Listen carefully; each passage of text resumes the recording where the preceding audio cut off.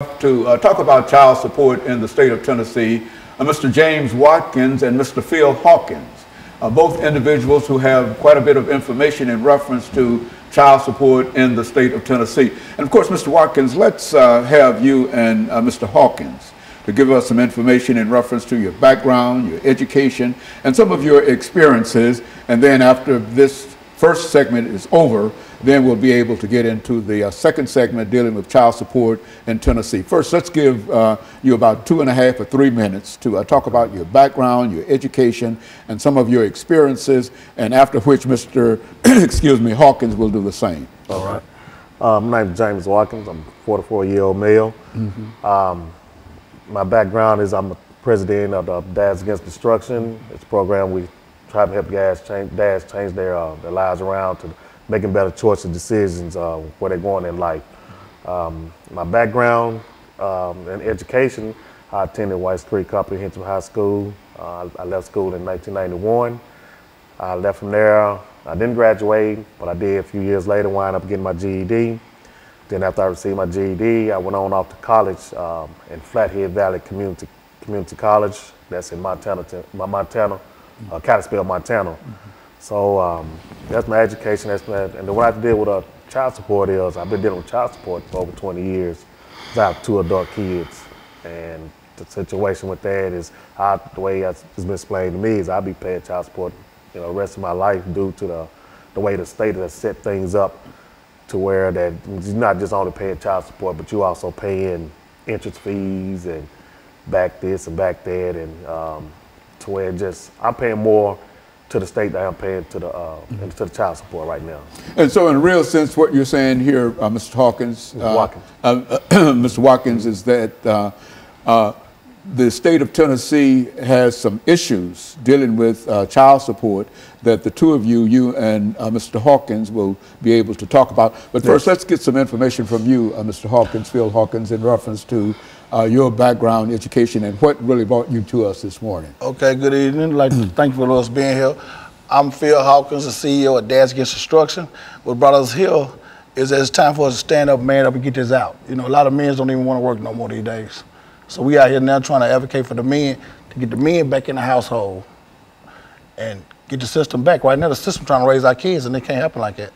And so in a real sense, let's since you've been involved with child support in the state of Tennessee for quite a while, let's give our audience some information in reference to what we mean in reality when we say child support in Tennessee, who has to pay it and how much you have to pay it and how long you have to pay it. Let's do it from that perspective. The way it's set up, from my understanding, it's supposed to be for 18 years until your child turns 18 years old. Then it can go even further because of they're going to college and stuff. I can understand all that, but situations in life happen. Man's job might slow down at different points of the season to where he's not able to make his whole payment, or he might lose a job, or just things happen. But that doesn't stop child support from running. And as it keeps running, if you miss, it's like a credit.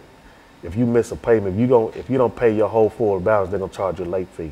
And this is how I feel about it, because I'm paying late fees every day, all day long, because of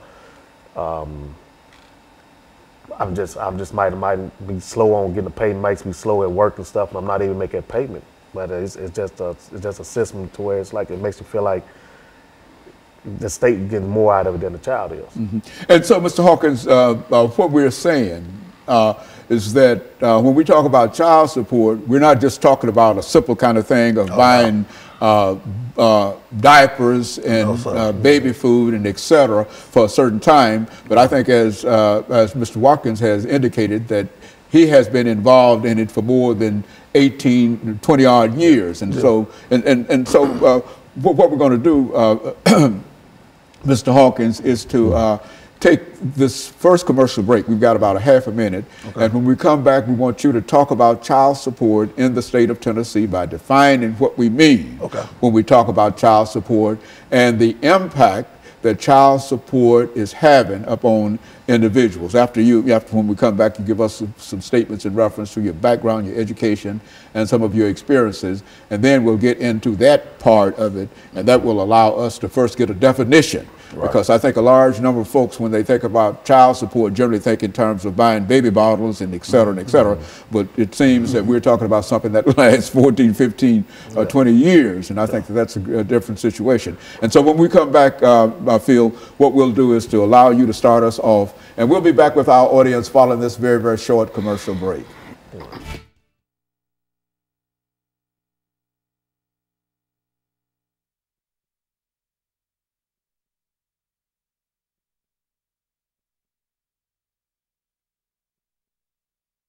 About child support in Tennessee.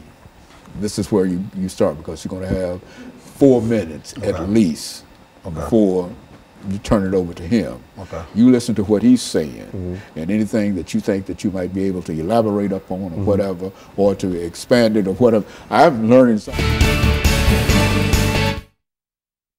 because I was of the impression that child support, you know, I know there might be some situations in reference to it, but I didn't know it was a lifelong kind of situation. A judge told me, he said, you'll be paying child support the rest of your life. One way or the other. Yeah. Is that program? What he told me. Yeah, program where the man can't win. Well, that's what, if y'all see some problems with the issue of child support and et cetera, we're not talking about something that we're trying to neglect children or whatever, and et cetera. But what we're trying to indicate is that it creates a problem for... big problem. I'm out now trying to get a bill passed, a law passed, to give men 90 days. Okay. Okay, so, okay, anytime you're ready. Then. Okay, so we're going to come back and...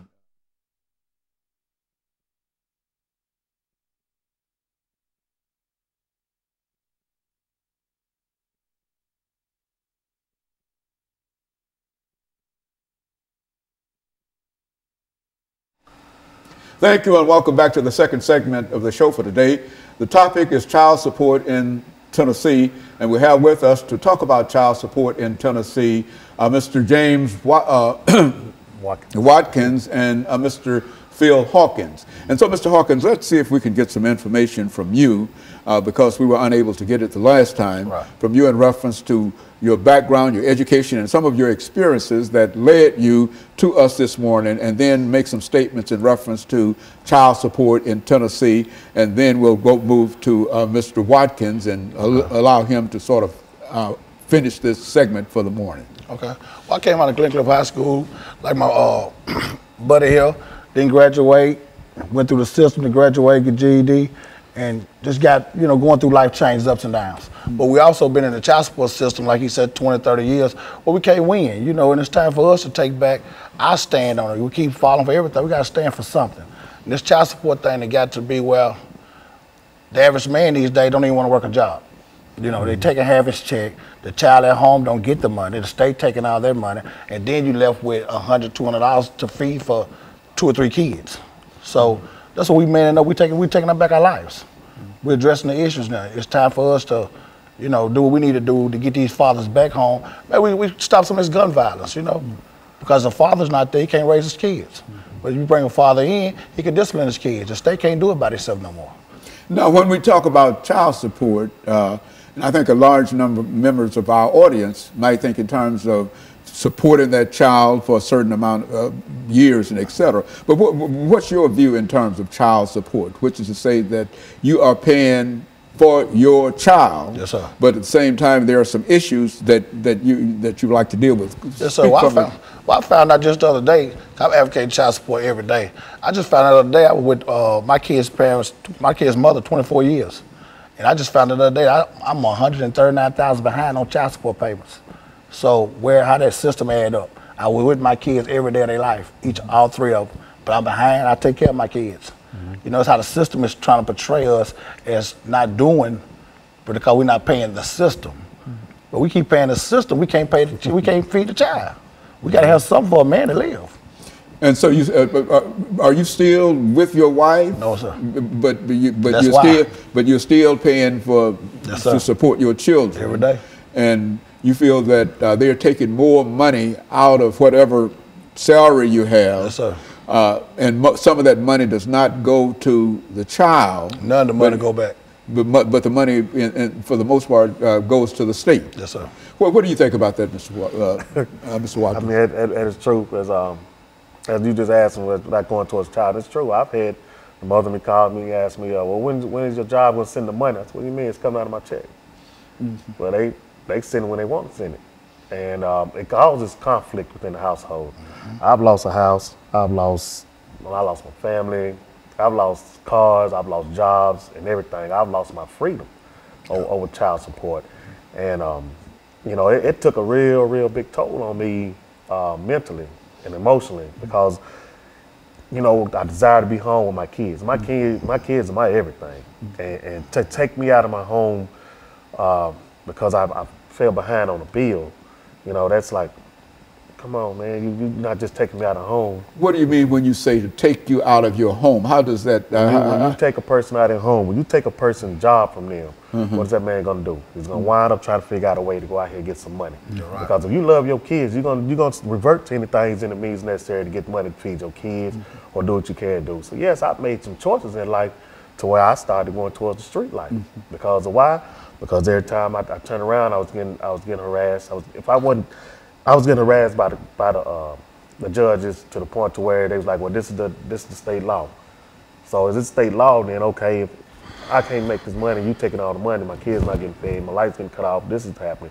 Well, I got to hurry up and go out here and find another way to get this money because not only am I hearing from you all, but I'm also hearing it from her. You know, and when that's all that comes into play, it pushes a man outside that household to where he's looking to where, like, man, what am I gonna do? So when we sit up here, we look at these other young men out here on these streets and they trying to do different things. You know, when I talk, when the first thing come out of their mouth, man, I gotta feed my kids, man. And you know, it's like that's where that destruction come in. So me and Phil Hawkins, we have been through it and we have fought through many things to try to maintain a fatherly relationship with our kids and everything, which we still do. Just because they took us out the home don't mean we still ain't in our kids' lives. But we still try to you know, educate the younger men, the future and everything to, hey, we're gonna try to get some help because I know where you're being, I know where you're going and stuff. So, Phil, when you think in terms of child support in Tennessee, what would you consider to be the most destructive thing that the state of Tennessee is doing in order to either help you or prevent you from really supporting your children? I mean, the first thing they're doing, they need to let the dads or father be a father. The state cannot raise or come in a household and raise kids. And that's what they're doing. They make sure the father's not there by leading the mother wrong. Make sure the father not there. So there you go. You got a son and daughter just being raised by the system. And we already know that's going to lead to a broken cycle. So we out here now trying to bring that cycle to fix the broken cycle. You know, to get this right, bring the fathers back in the home, take care of the kids, take care of their families. It's just a man-up process. You know, we need help with it. And so if the state is paying that household child support, the father cannot be in the household. Is that what we're saying? That's right. And so which means that I think, as you were indicating, Mr. Watkins, that sort of pushes you out into the street. Yeah, you see, in order for her to receive. A man is going to try to figure out some way to not only that you push that man outside that household, but he also got to go find a house to where he got to stay now. Right. So that's another bill. That's another situation where he got to, like, okay, he got to go and try to wind up in a shelter. You're going to wind up in a hotel. You're going to wind up in a friend's house. You bouncing around in different places, trying to live and trying to provide and stuff. It takes away your self-esteem. Down your spiral. Yeah, and that's what we call destruction.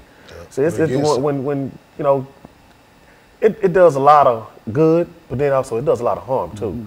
Because when you take that man out of that household, then you got these young boys running around here, and then you telling me I can't discipline my child. Then you go to school, you get in trouble, you get secret indictments out on you because of you discipline your child because your child stayed there. Well, the man in the household doing something wrong, so let's get him out of here. No, not every man is doing something destructive to tear his child down. So there is, over the last 22 seconds we have in this segment, there is no father in a household where there is child support. Right. Okay. And the ones there, the state still want their money too. Yeah. I said no way about it. And that creates a real problem. And of course what we'll do, we'll take this second commercial break and we'll be back with our audience following this very, very short commercial break.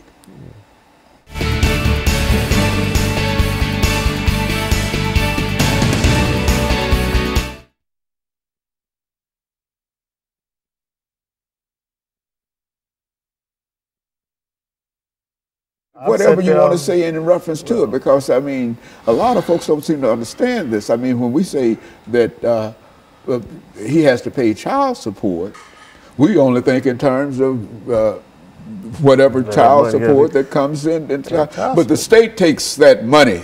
If you got a job, the state takes your money before you get your money. Yeah, child support it's not just taking money from you. Child support is being in that child's life.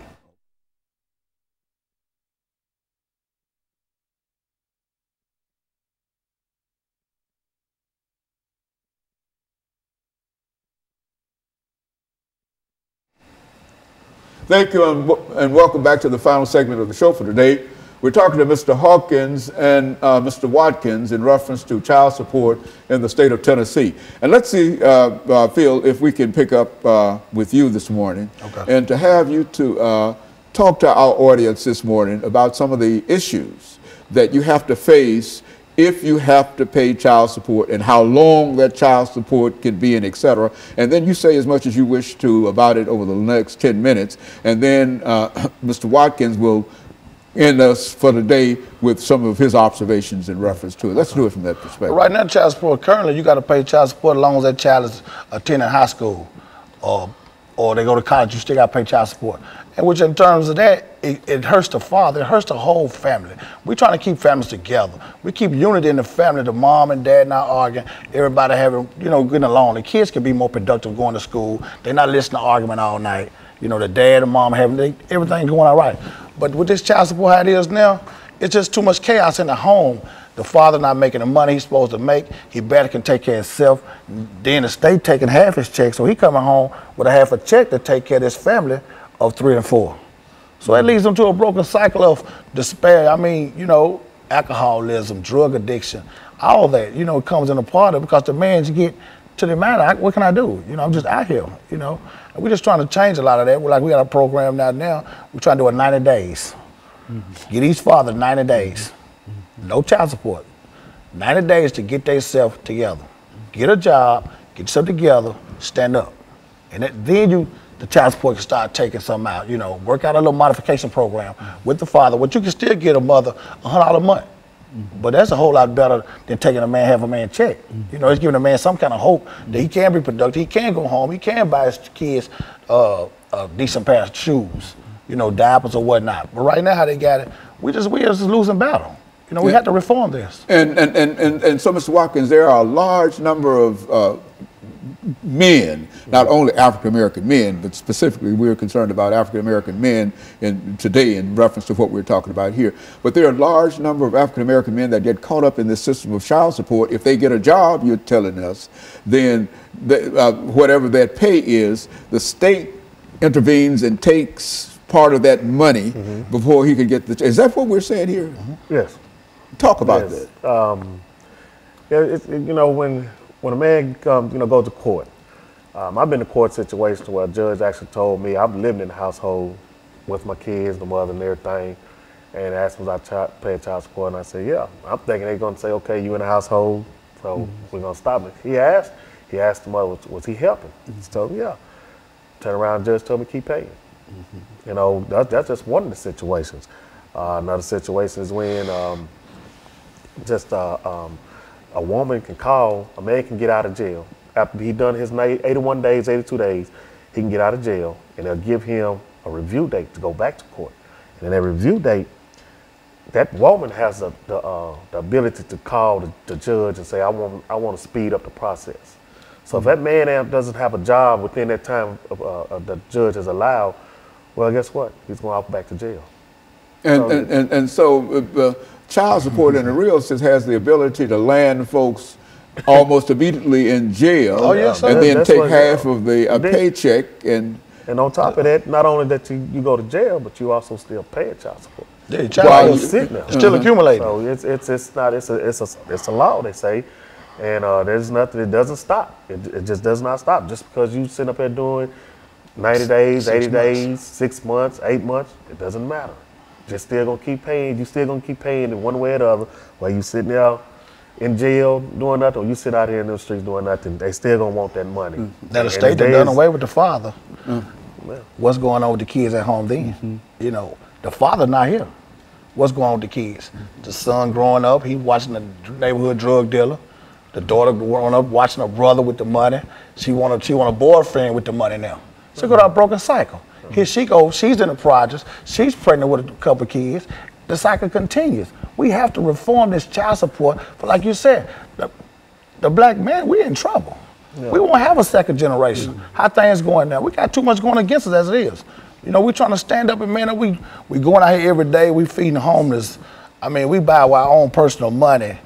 You know, socks, T-shirts, take to the homeless camps. We feed them hot dogs, hamburgers. You know, we go to the inner city, take over the kids, reading books at schools. We doing all this to show these kids that, you know, they look forward to seeing us. We got a junior Firebird football program coming up out of Pearl High School. We're with those guys every day, the little fellas. We teaching them along the way, you know, how to man up, how to be young men, you know, by reading skills and math skills. So it is things that men can do out here that we are positive.